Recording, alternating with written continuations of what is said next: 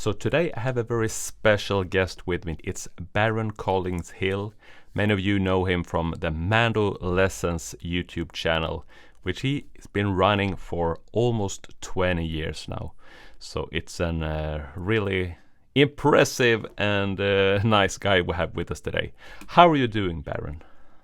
I'm doing great. Thanks so much for having me, Magnus. I'm happy to be here. I've been enjoying your podcast. Yes, thanks. Yeah, I feel like today's chat is almost meeting a colleague in a way, since both you and me are have been well, for a while now doing the online mandolin teaching and all that. Well, you obviously been in the game way longer than me, but when you started, was there anyone posting mandolin lessons, or were you the first one? There weren't really many. There's a YouTube channel that's still around. So I started my MandoLessons YouTube channel, I think in Mm. 2008. And Yes. before that, I had posted a little bit on my like personal YouTube channel, and Mm-hmm. I think I started out hosting lesson videos on Vimeo, and then realized that probably wasn't the way to go. Yeah. um, Yeah. but yeah, so there were a couple. There was a channel that's still around called Expert Village that had Expert. a couple Okay. a couple videos, and it wasn't mandolin. Like if you look at it now, it's Mm-hmm. everything. It's just like a sort of a general skills repository. So it's like how to play a scale on a Oh. mandolin, how to clean your kitchen, how to Oh, and it's like like different do teachers anything. on different Yeah, topics, or different is the teachers. Yeah, okay? yeah. Yeah. Um, but yeah, there wasn't really much, and I grew up. Mm-hmm. I grew up in Maine, in the Yes. U.S., Northeast U.S., Yeah. kind of pretty rural, and Mm-hmm. got got into bluegrass. I heard the first Nickel Creek album, or not the Mm-hmm. first one, but the self-titled one that came out around Mm. 2000. Mm. And I heard Chris Thiele playing the Fox, and I was like, oh, that's a Mm. cool sound. I don't know what it Yeah. is. Like I Yeah. was like, it's not a guitar and it's not a violin. What is Mm. it? And Yes. the house of the friend that I grew up in, or Mm. the house of a family friend, um, Mm. that we were at when I was hearing this was like, oh, that's a mandolin. I've got a mandolin. Let me show you a couple chords. Mm. And then sent me home with an old banjo mandolin. Ah. That he gave me to practice like G, C, and D Mm. chords. And then I Mm. really pretty quickly, I didn't have a teacher in rural Maine, so Mm-hmm. I went online and found Mandolin Cafe and really got Yeah. into the forum there and found Mm. like the Co-Mando, then Mandozine Mm-hmm. Yeah. stuff. This was all around the year 2000. Mm. And yeah, so I learned a lot from Mandolin Cafe and sort of what Mm-hmm. there was from the online community. And Yeah. when I sort of yeah, so I started thinking like, oh yeah, I'll put a couple things up on YouTube. I don't know much at this point, but I can Mm. show people a G, a C, and a D chord, and how to play Whiskey Yeah. Before Breakfast, which was actually in the key of D. So the chords and the tune were kind of mismatched. But yeah, Well, I didn't th- start out with a band in mind, or sorry, with that's a business in mind. no, no, But no. but Well, yeah, I've first of all, there's so many like touching points between you and me right. here. I also picked up the instrument in the beginning of 2000. So, well, in the shift of 1992. But anyway, but one thing I wanted to ask you, because you said something interesting there. You were teaching whiskey before breakfast, but you kind of knew C, G, and D. Have this have have your YouTube channel been a way for improving your own playing? Not so much. I mean, I have two channels. I have Mm-hmm. like a personal channel that's just either my name or Mando Baron, and it's more that's the channel that's sort of just for me. I started putting up videos there maybe Yeah. 2006 or 7. Mm-hmm. But the YouTube channel was sort of like, okay, I know there are things that I can teach now, and like Mm. I think at least half of what I know today comes from Mm-hmm. being a teacher for 20 years now. Yeah. Um, Yeah. and really learning from people asking me questions, being like, oh, what are you doing here, like how do you do Mm-hmm. this, and at first my answer was like, I don't know. Let's find out together. And like the first few students that I had, I was like, Yeah. I'm happy to teach you, but like I'm going to be learning a lot too, so let's not Mm. worry about money. Let's just, like Hmm. figure stuff out together. And then Yeah. when I was like, okay, I can teach a little bit, I really Mm. started practicing the teaching craft through the Mm. MandoLessons channel. Mm. Yeah, Yeah. because but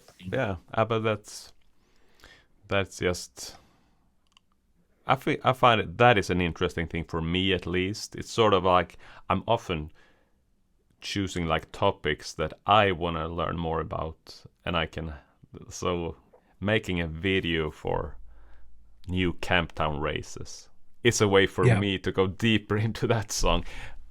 I'm choosing definitely. that 'cause it's on top of my mind at the moment. I've been that's what I've been doing the last month. Nice. It's a great But tune. it's yeah, and also here's another thing that the kind of hearing your story about that Nickel Creek album.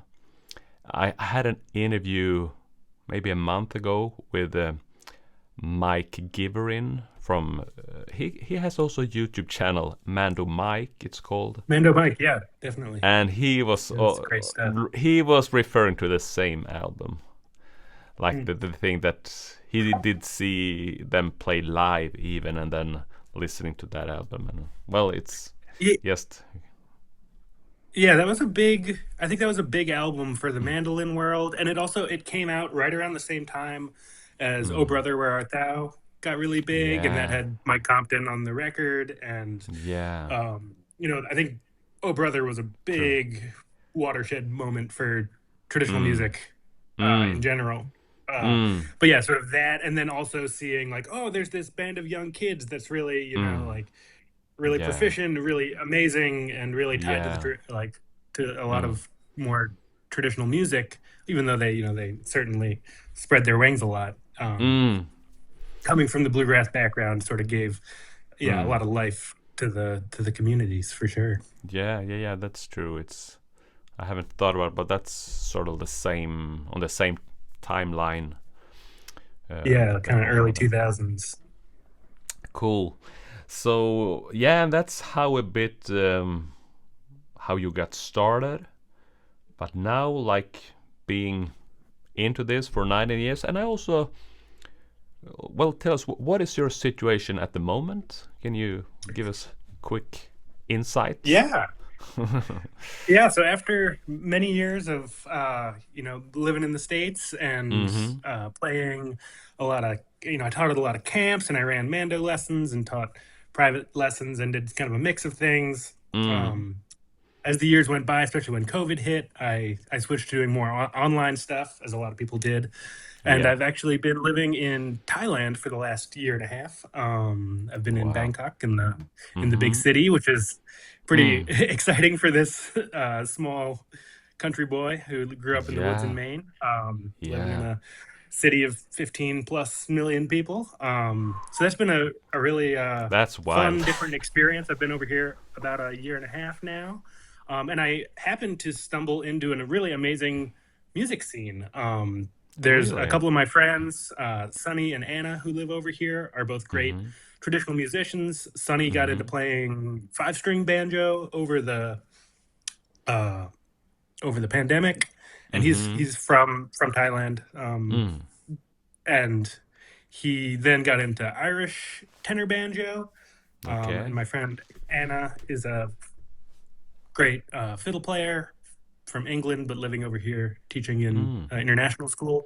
Mm. And they do a lot. There was an ongoing Irish session before they were here from Mick Mm. Maloney, who was a great Irish traditional banjo player and played some mandolin. And he had been living over here How? for 15 or 20 years, I think. Uh, Okay. so there was a existing Irish session, and then there was you know Anna Mm. and Sunny have done a lot to sort of fill that out and create Instagram pages and a web Mm. presence for the Irish session. And there's also a Mm. bluegrass jam every week. So there's now actually like one to two Irish sessions and a bluegrass jam pretty much every week here Nice. in the city. And And it's a it's a really place. fun mix. Yeah, is it a place for both like locals or and could you say expats or is it? Yeah. Yeah, yeah.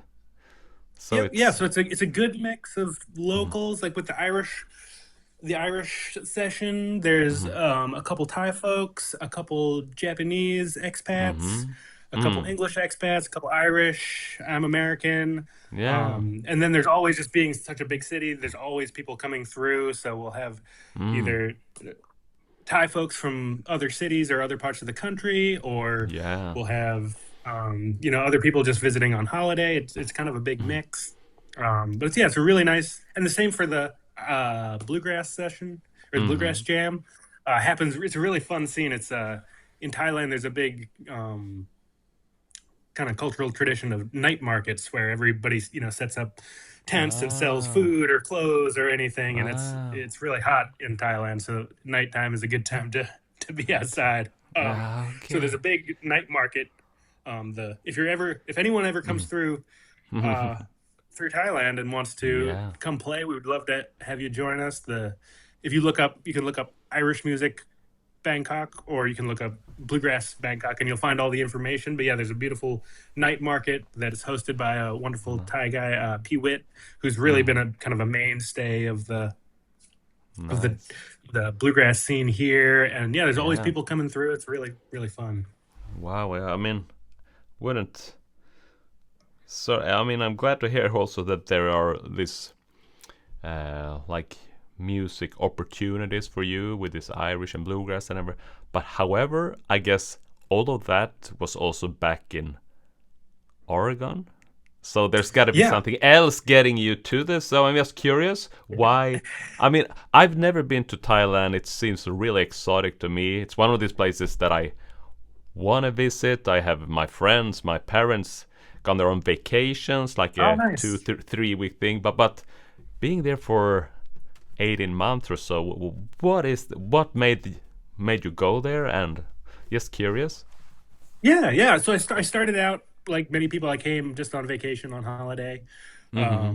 and I really fell in love with it and Mm. went home. And Thailand has some great visa opportunities for remote workers. And I've never really Nice. thought of myself as a remote worker or a digital nomad. A lot of people call the Yeah. visa here the Yeah. digital nomad visa. But Yeah. I do, especially since the pandemic, I do teach Mm. online. Yeah. And I was like, oh, I can give this a shot and try Mm.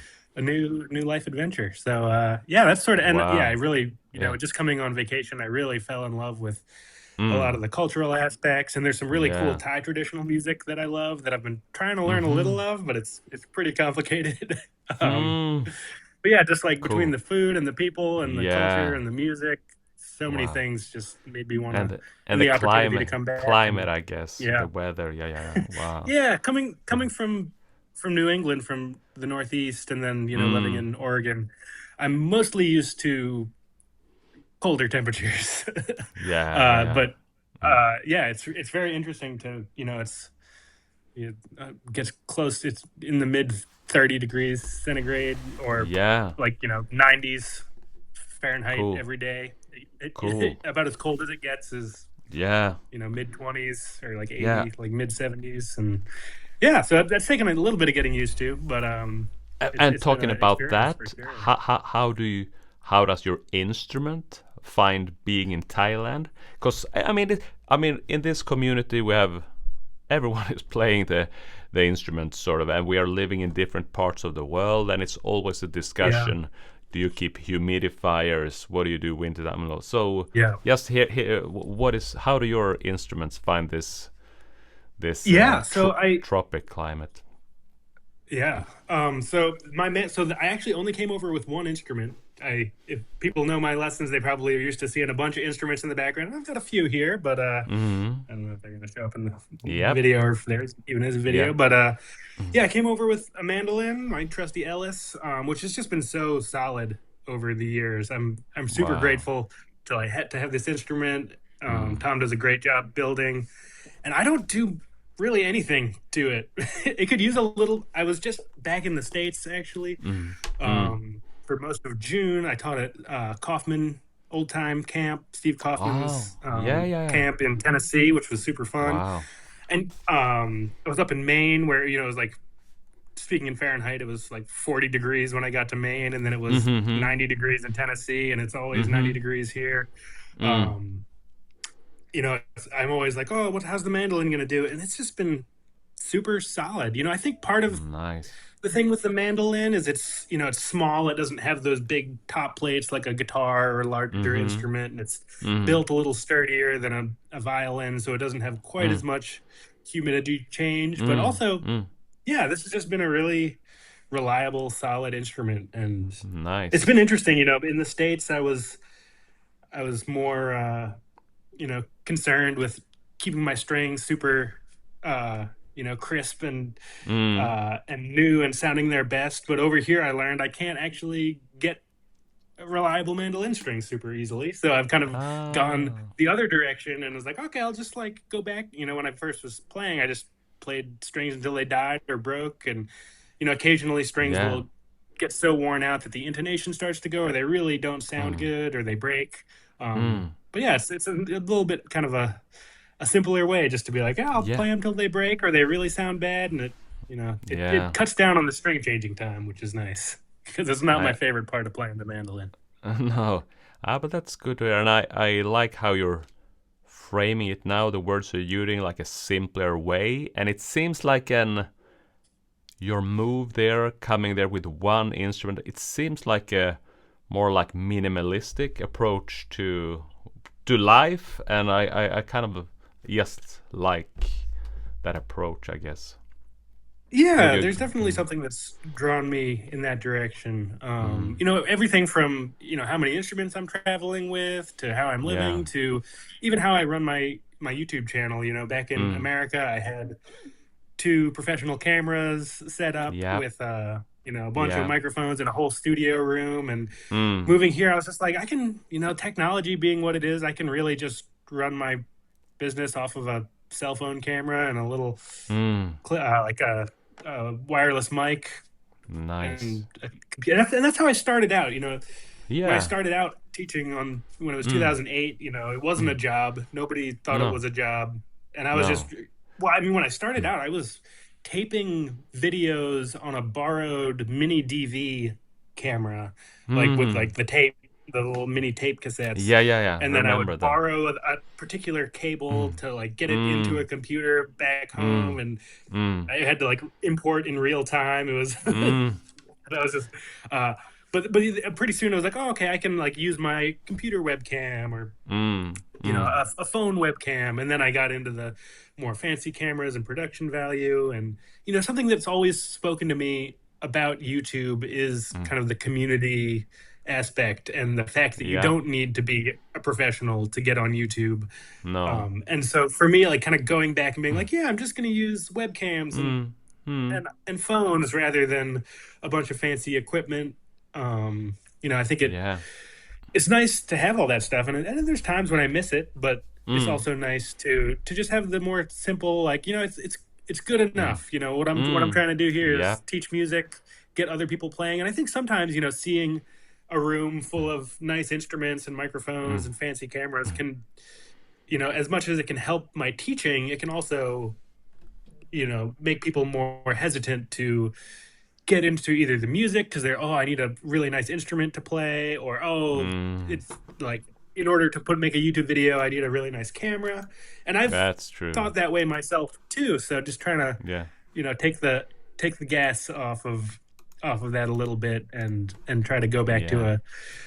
a 2010 style YouTube production has been Yeah. fun. Yeah. Yeah. I kind of like that, and I'm also.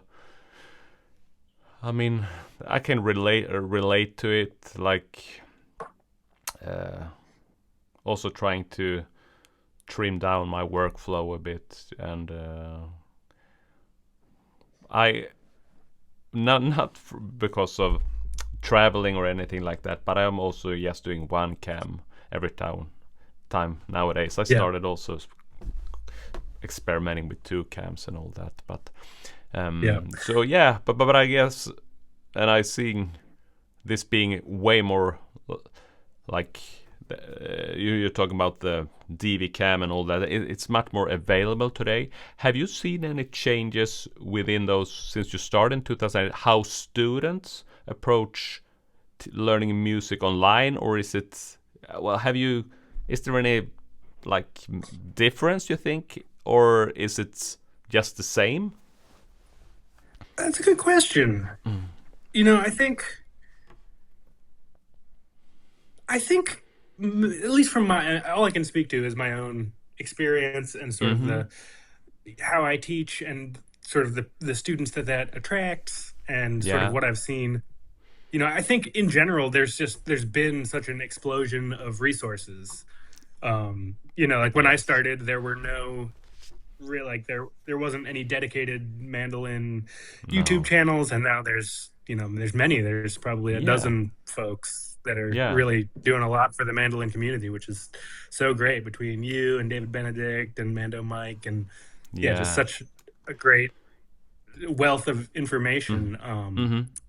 And so I love seeing the way that that's expanded in the Mm. same way. I mostly teach a lot of traditional music, so I'm teaching old time tunes and Irish tunes and oral Yes. tradition stuff that's really about teaching by ear. And Yep. that style of teaching doesn't really change that No. much. So Mm. my and there's a lot of cool tools out, between web development and AI and all that stuff. There's some really Mm. amazing tools out there for Mm. people building better educational resources. Mm-hmm.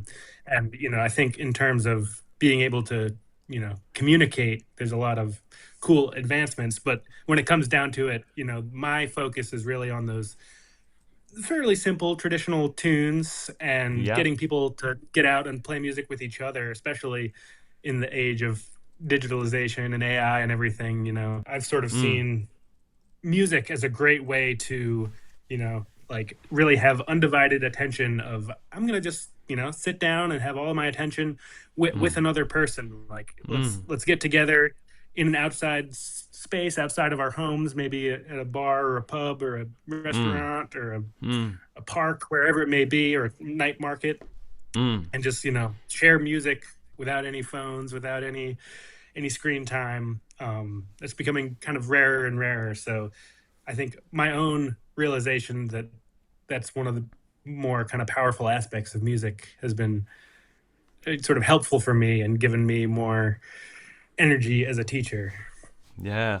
And I think as you're saying, there's so much information available at the moment. It also makes some people learning online can feel an overwhelm of just the jumping from one thing to the next, sort of that Yeah, kind of thing. And that's so I feel many of my students is also they need someone kind of to guide them through all the content available. So, well, totally. no time to focus on this now.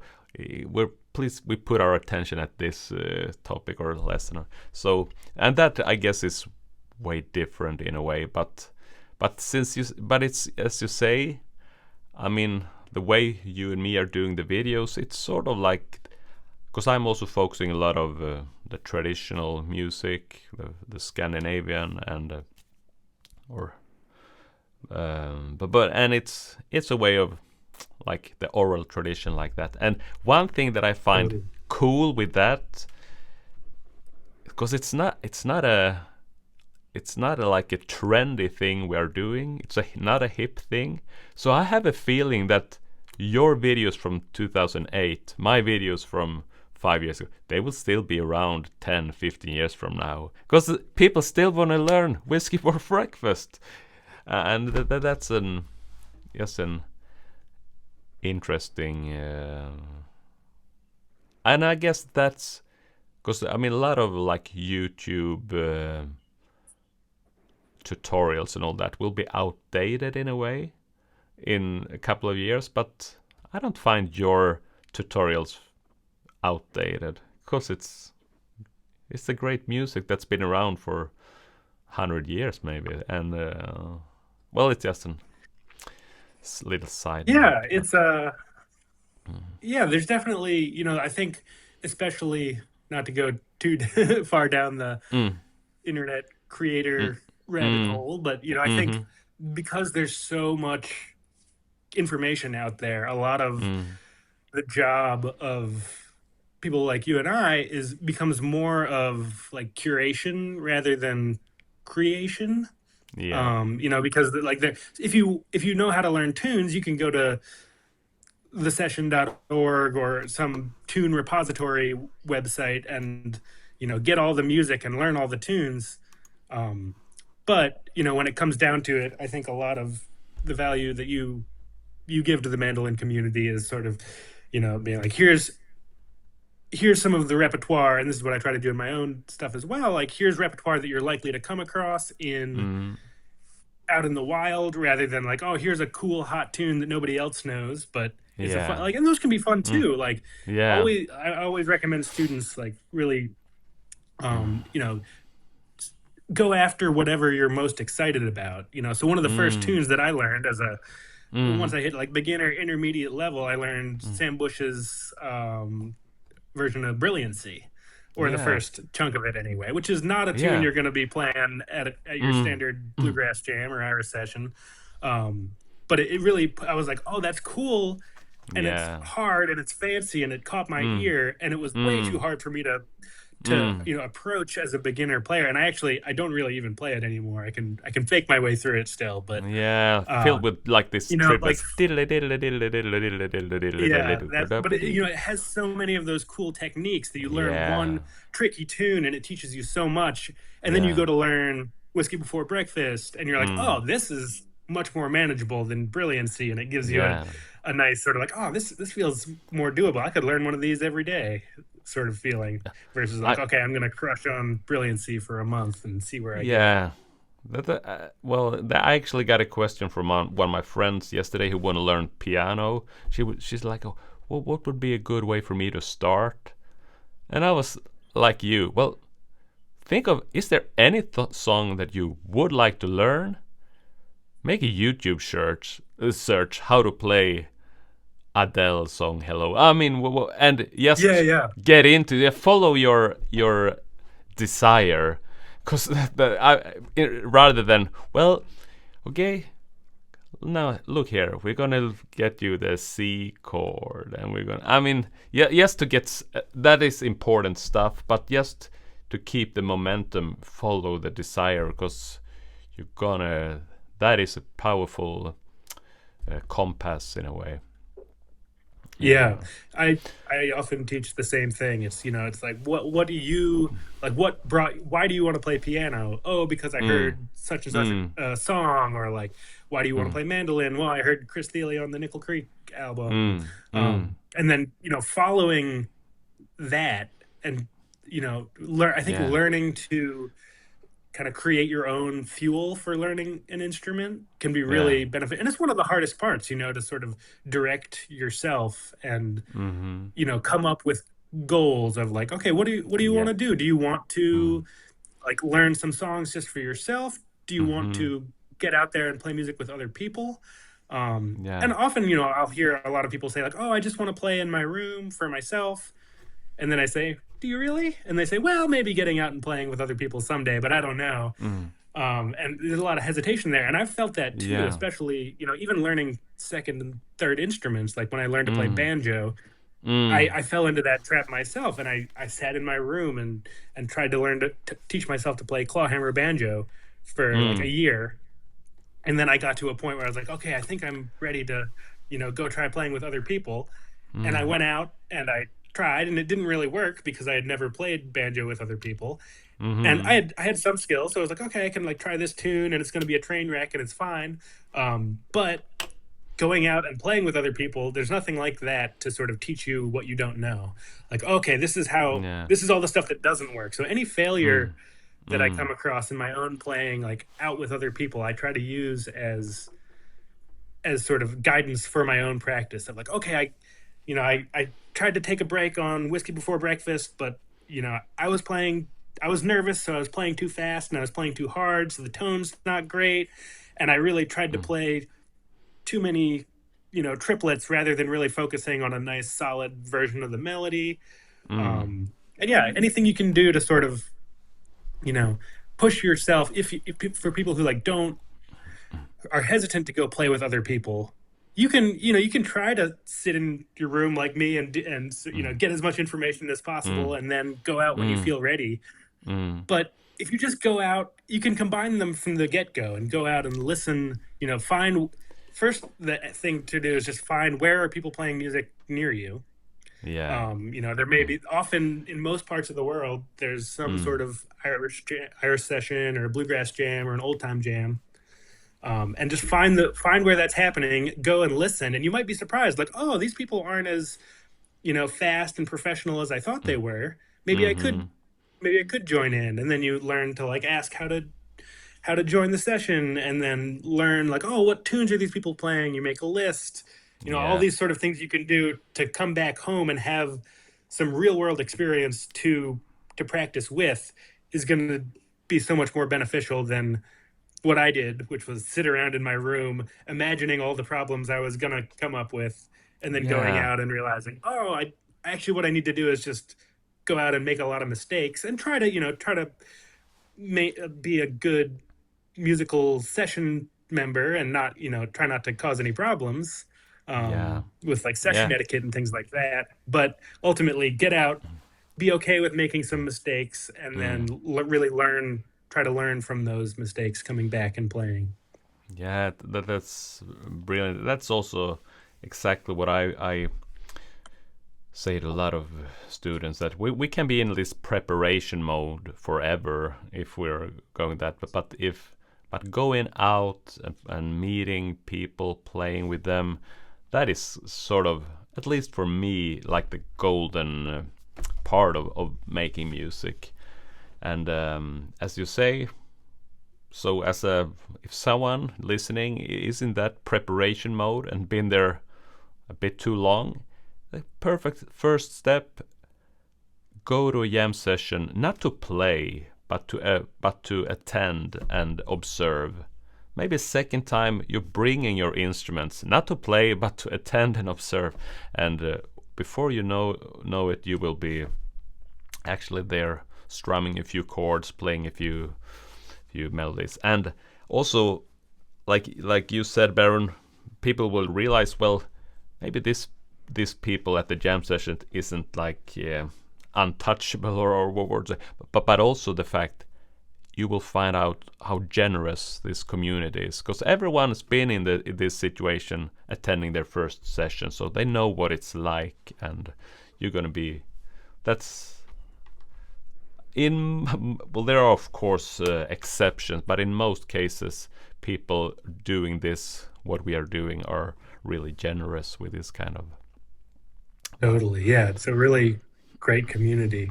I think that's something that even if you go out to your first set, and I'm totally with you, like going out just to often these sessions and jams are held in public places, so you can go and get a meal and listen to the music or a beverage, and yeah.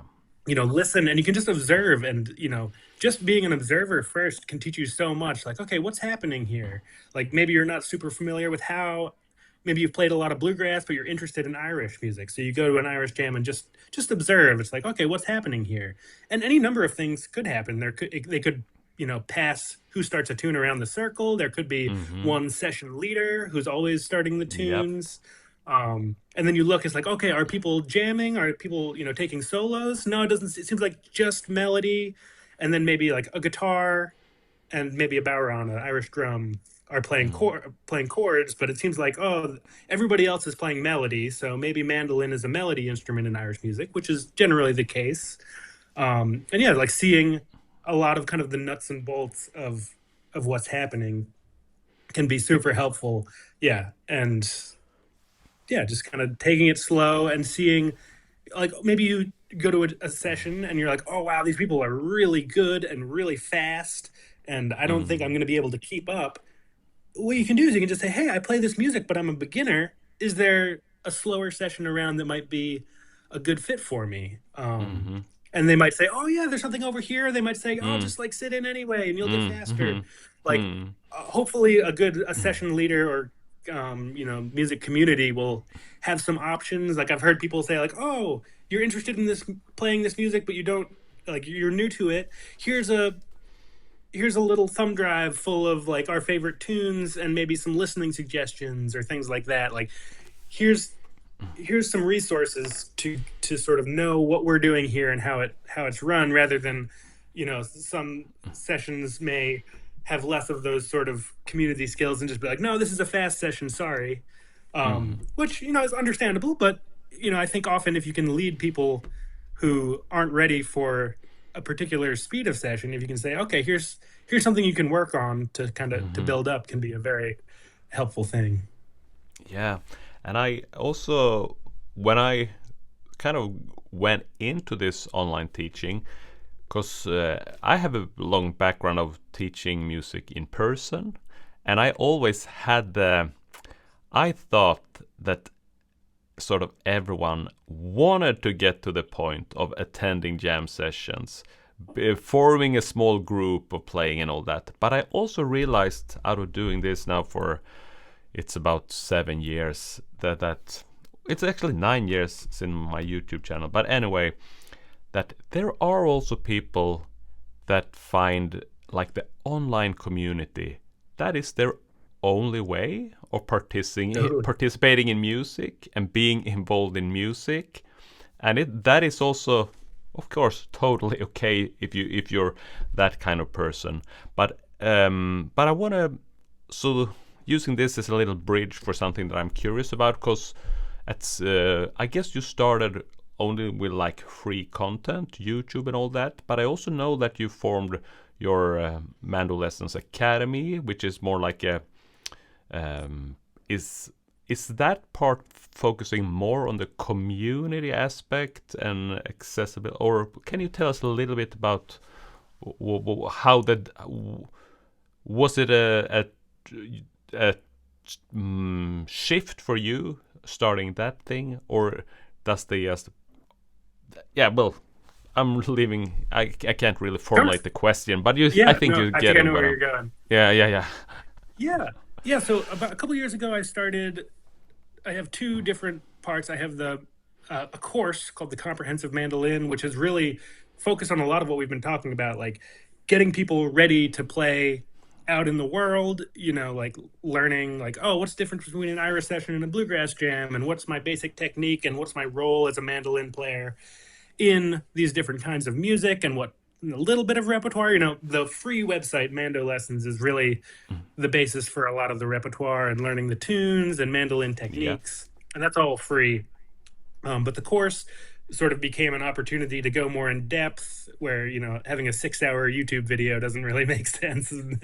But having a course that you can kind of go through that has a bunch of different sections, and sort of print out resources and things like that. Focusing on getting people to feel more comfortable getting out in the world and playing music with each other in person. But then I do have the MandoLessons Academy, which is a community, and that's focused around a little bit of like building repertoire. So we do a tune of the month every month. Last month was Flowers of Edinburgh, and this month is whatever this tune is.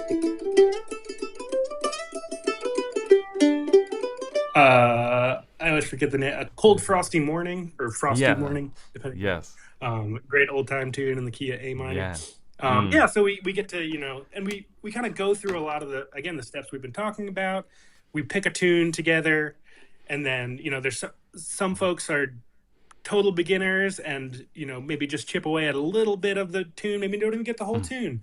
Some people might learn the whole tune over the course of the month. Some people might already know the tune and work on adding some double stops or slides or make an arrangement or cross picking.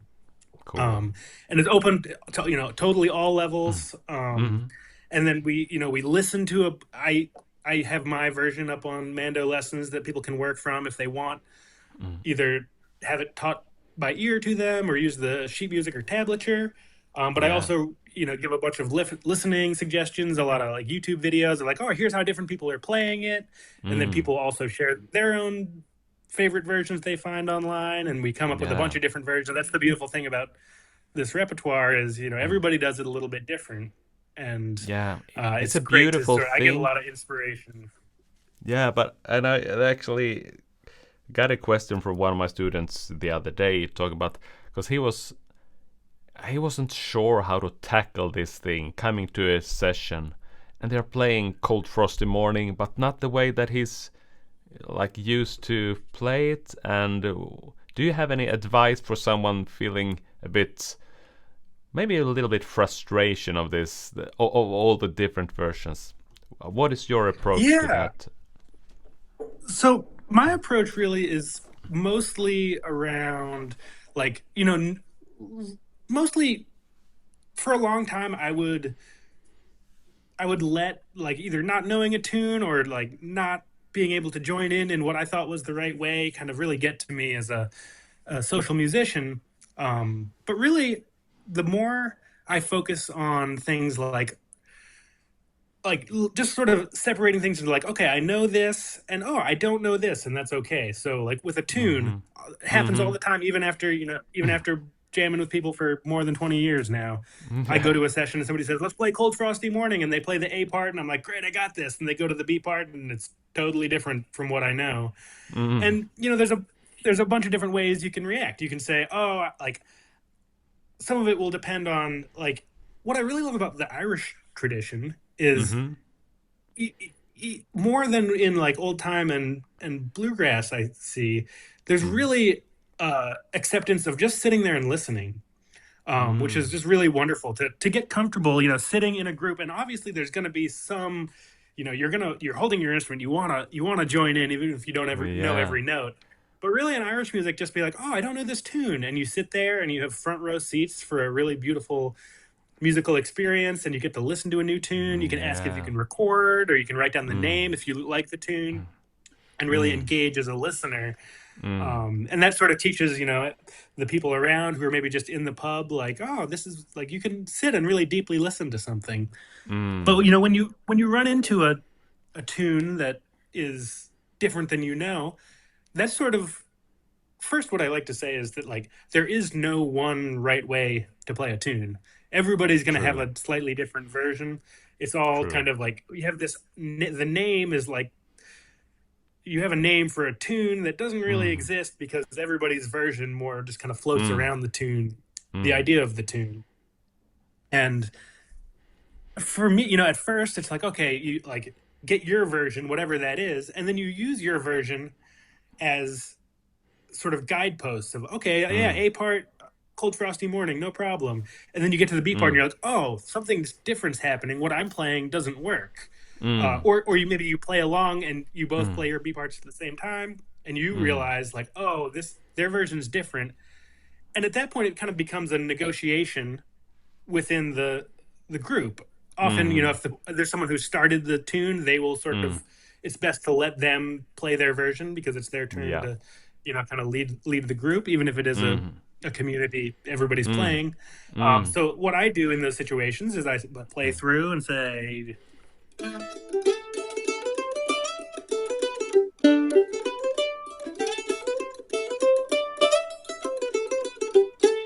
and then they'll play something.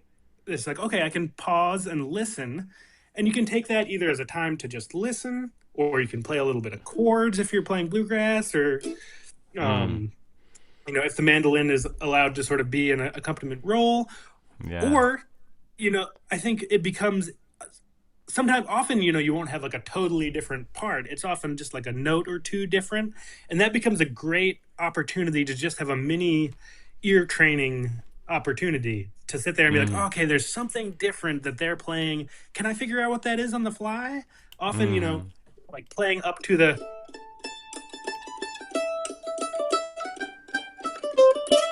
and then maybe I go,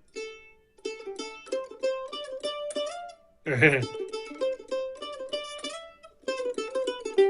maybe they go.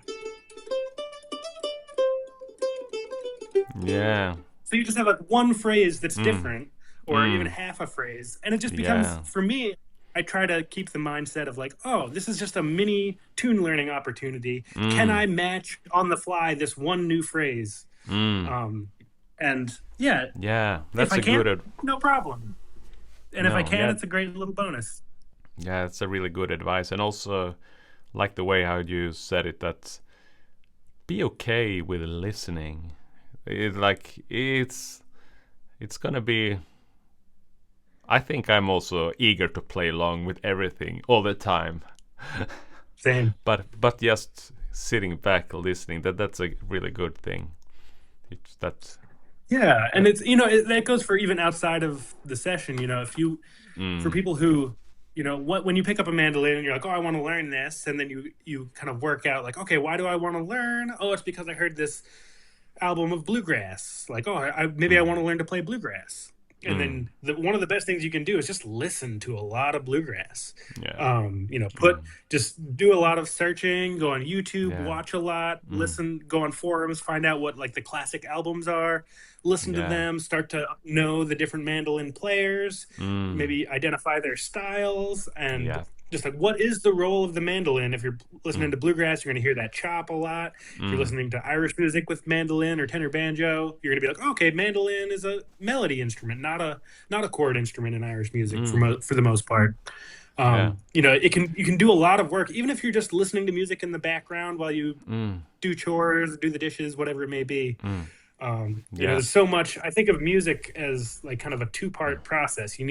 There's music outside that you need to like get into your head and Mm-hmm. then translate out through your instrument again. Yeah. And any listening you do is just doing half of that That's true. equation at Yeah. any given time without an instrument in your hands. Yeah. You're saying something there that I want to connect to what we talked about previously. You're talking about playing melody and playing chords, and yeah, just also be, being exposed to all these melodic variations that happen for a tune like Cold Frosty Morning. In many cases, in most cases, like the tunes are still being played, the chord structure being consistent. So for everyone out there, make sure you learn how to play the melodies and you learn how to play the chords for each song, because in that way, if you do know the chords for Cold Frosty Morning, you can sort of play along any melodic variation to it by just adapting to the chord playing. Just a quick thing that I was thinking about. Definitely. We're we have so much to talk about, but I'm also starting to wrap up this conversation. But there were two things that I wanted actually to ask. The first thing is because I do know you play a wide range of instruments and you also teach. But you said you brought your mandolin only to Thailand. Is there any like tenor guitar videos at your channel nowadays? Is there mandocello? What is your take on that? Or have Yeah, you so I've narrowed down? mostly just gone back to mandolin. So Yeah. being being here with the Irish and bluegrass communities, I have access. Like Sonny, being a banjo player, has a tenor banjo that I can borrow, and he actually just Hmm. got into tenor guitars, which is great for me because I love tenor guitars. Nice. And yeah, so I have access to those instruments, which is great. But Mm. in terms of like teaching on the channel, it's sort of just back to the simple days of just mandolin. Nice. Yeah, I like that. And yeah, a way to kind of wrap up today. What is coming up here? We have well, basically, I have a feeling this podcast being released in the early autumn of Great. 2026. How does the coming what's any upcoming projects or any plans for you that people can look forward to? Yeah, well, speaking right now, beginning of July, I just Yeah. got back from America. Mm. Had a great time teaching at Kaufman Camp, and that's the only camp for the summer. Usually, I do a lot Nice. more, but yeah, mostly, just kind of keeping on, same old, same old. I'm working on Yeah. some web. The website always needs a little bit of work, so I'm working on some Yep. different opportunities to Mm. content. At this point, a lot of it is, I have maybe 300 tunes Yeah. up on the Wow. website. So it becomes Yeah. kind of more of a database issue and things like that. Yep. Of Yeah. just like, oh, how do I keep everything organized and add different Exactly. tools and learning resources, things like that. So I'm hoping to take the summer to do some updates to the website, and Cool. we'll sort of see how it's hard to say now if this is coming out in the autumn how much of that will be live, but check back Yeah. and there may be something new for you. That's great. Kaufman Camp, was Hayes Griffin there this year?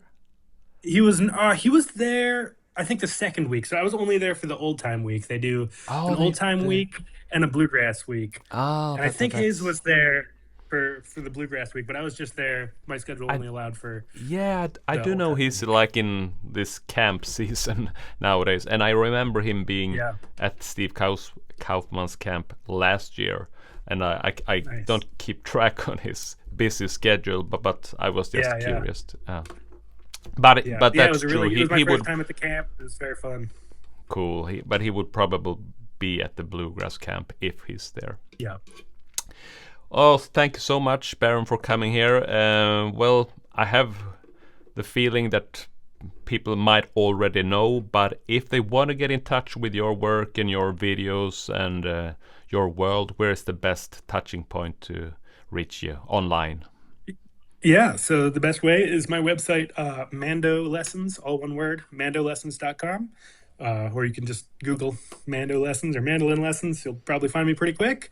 Yeah, and if Mm. anybody is on holiday coming through Bangkok, Thailand, look up Bluegrass Bangkok or Bluegrass Thailand or Irish Session Bangkok, Wow. and you'll find Yeah. some great opportunity. I hope you can come join us because it's a great Right. little community. It's not performance or anything, but it's just a Mm. good time hanging out and playing music with people from all Ah, around the world. that's fantastic. It's not in my schedule at the moment, but if I'm getting tempted to travel Asia, hearing about Yeah, this, that it's also an opportunity to make some music. I yeah. Be actually in have a touch if you get the chance. yeah, I do have a friend. His name is Bert Diverts. He's an American mandolin player living in Sweden, and I do know he spends his winters in Thailand. I'm not sure whether it's Bangkok or Cool. where he is, but he's talk. Well, Bert Divert, he would be a great guest here on the podcast, but that's for another day. But Yeah, I'd love anything to else? connect Anything up you with them. wanna else? Yeah, anything you wanna add before saying bye to the group? Oh, not so much. I thanks so much for having me be a part of this. It's a Yeah, great opportunity. Thank you. thank you so much, Baron. And for everyone out there listening, I end this episode as I always do. Always remember, be a music maker.